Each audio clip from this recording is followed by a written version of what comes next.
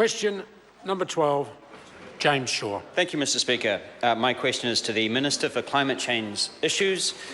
Will she cancel carbon credits held by the government to compensate for using what she calls dubious carbon credits in order to meet New Zealand's climate commitments? If so, when?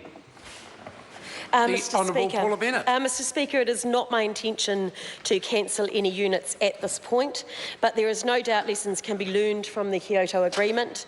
That's why I was so pleased to announce today that the government intends to ratify the Paris Agreement this year. Developing high-quality international carbon markets will be an important part of reaching those targets. Supplementary. Supplementary question, James Shaw. Does she accept that over a quarter of the reduction in climate emissions that her government claims took place between 2008 and 2012 did not actually happen? Mr The Speaker, Honourable Paula Bennett. I accept that 26% of the units that were used by the government were of dubious quality. Supplementary. Supplementary question, James Shaw. Does she accept that the only reason that New Zealand has a stockpile of carbon credits now is because her government previously traded in cheap credits that did not result in any reduction in pollution and were linked to criminal activity in the Ukraine and Russia?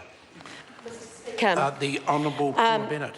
I don't agree with all of that, but I do accept that we have an excess of units. What we are waiting to look at is what we need for 2020, what that cost will be, then further decisions that will happen via the Paris negotiations after ratification as to some of those rules there on carryover, and the government will be making those decisions in due course.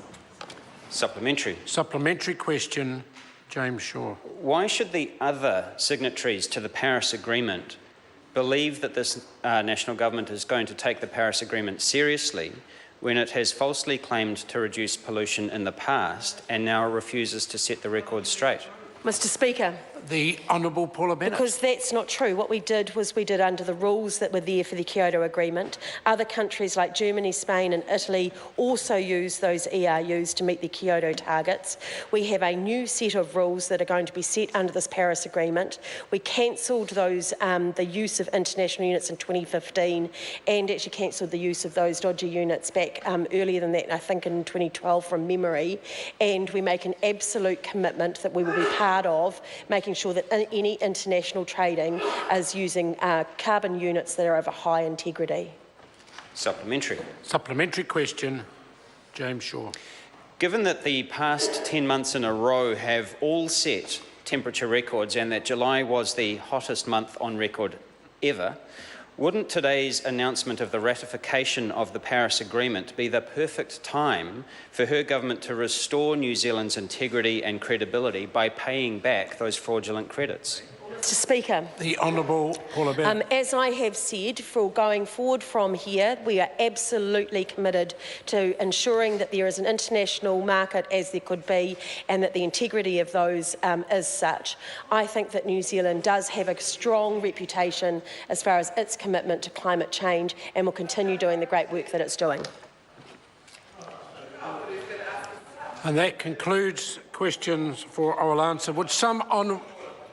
point of order, David Seymour. Mr Speaker, I seek leave to save the taxpayer about $400,000 by having the airport authorities publicising lost property sales amendment bill read a third time without debate and with the vote taken forthwith.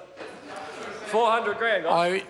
I hesitate to put the leave. I will put the leave on the basis it was sorted out in Parliament yesterday, but I'll put the leave. Leave has been sought for that particular process, for that legislation. Is there any objection? There is objection. Would some honourable member care to move that the House take note of miscellaneous business? Mr Speaker.